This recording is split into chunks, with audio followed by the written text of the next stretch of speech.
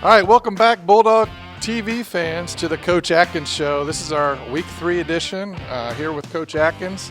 We're on the road at Q&D, a familiar place for us. We've been there before. Of course, a couple years ago we went there. They came here last year. But I got some pretty deep questions this week.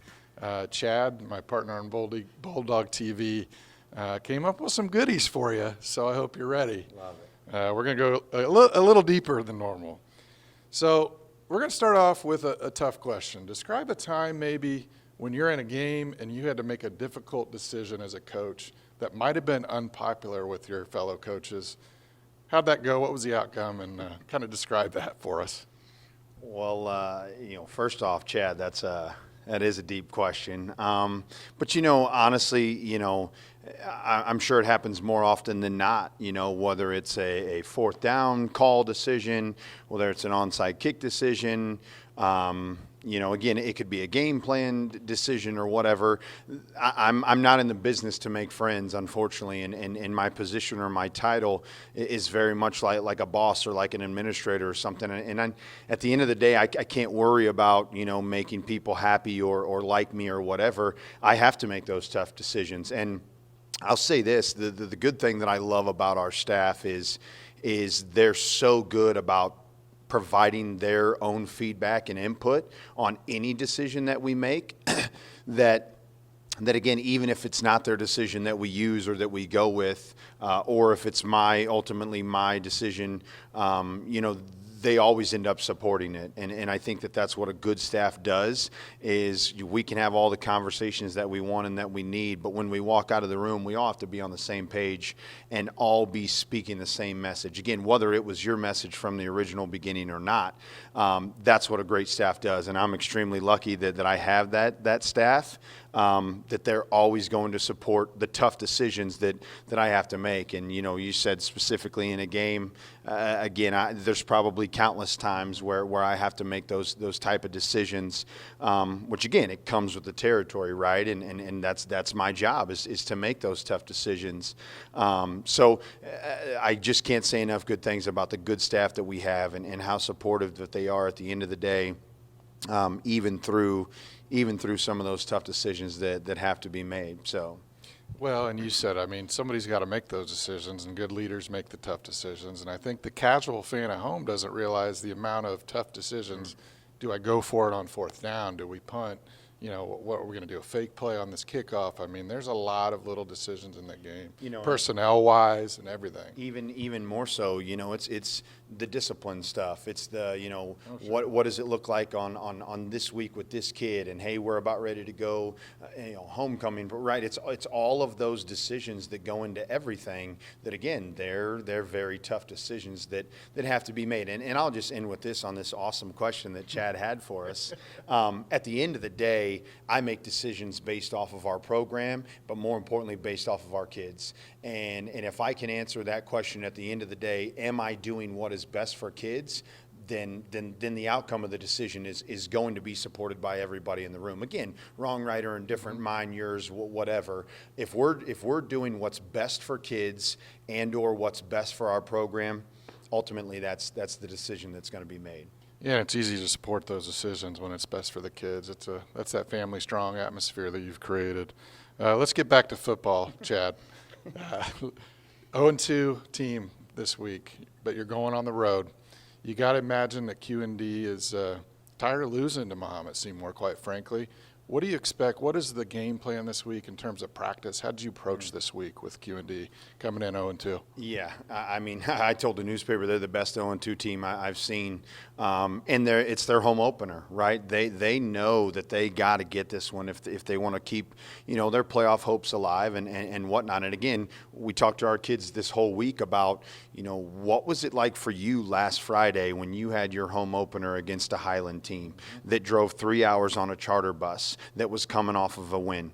We're in the exact same situation that they were in last week. We're on the 3-hour charter bus ride to coming off a win to a team's home opener. Our theme this week was road warriors. We have to be those road warriors that get off the bus, that start fast, that play the way we're capable of playing. and that get a road victory. Again, we lost when we went on the road to Morton. So we got to get that road victory. The mental toughness of the bus ride is going to be a factor, for sure. But again, at the end of the day, we had a great week of practice. I'm really proud of the way our kids responded off of that victory.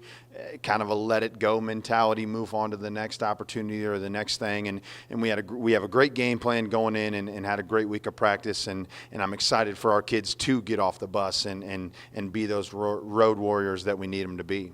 Well, we're excited to watch, of course, tonight on Friday Night Football. Let's talk a little bit. Let's rewind to last week, Coach. We had a much more balanced attack, we thought, up in the booth from the previous week, week one, where it was a little more pass heavy. We had that balanced run.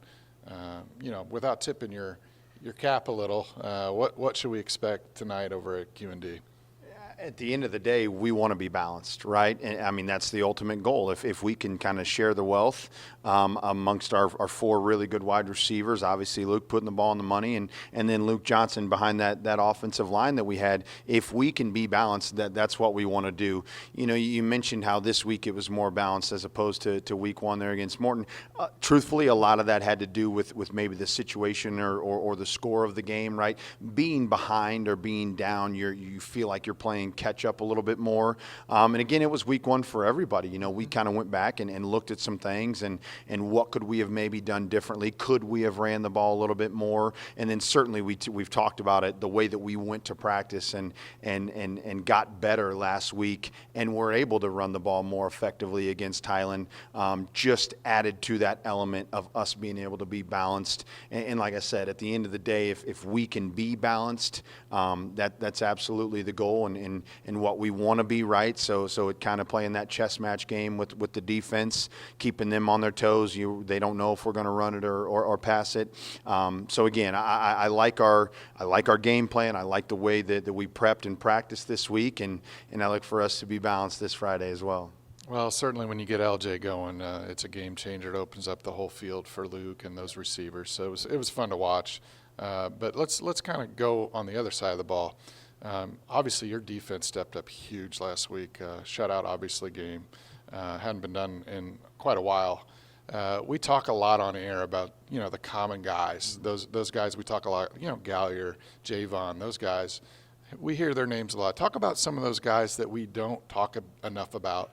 That you want to highlight on that defensive side of the ball. Yeah, absolutely. I mean, let's keep it there on the defensive line. Our only sophomore that we have starting on the defensive side of the ball is Noah Frank, and he's starting a defensive end for us. Did in week one, and then certainly did last Friday as a sophomore. Like again, that doesn't happen for this program, and that's how we feel about Noah and the way he plays. And certainly he had a great game Friday, and he does his job right. Again, to play defensive line in our program and our scheme is kind of that, you're the unsung hero for the most part. You don't get the stats, but if you're doing your job, if you're squeezing, if you're wrong arming and the running backs bouncing it to the linebackers or the DBs, then you've done your job. And certainly through these weeks, Noah's done a great job. And again, for being a sophomore, we're really proud of where he's at.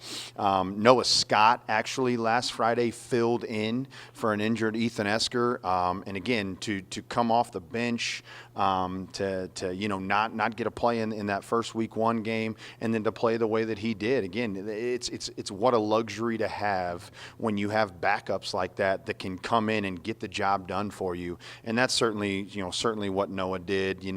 Obviously we probably hear Brock's name a lot, but then the other guy, Henry Wagner is a first-year football player, again playing linebacker for us, and has done an incredible job. Just continues to get better each and every week. Got a little DNA in him, I think. Yeah, it definitely helps, especially at that linebacker position.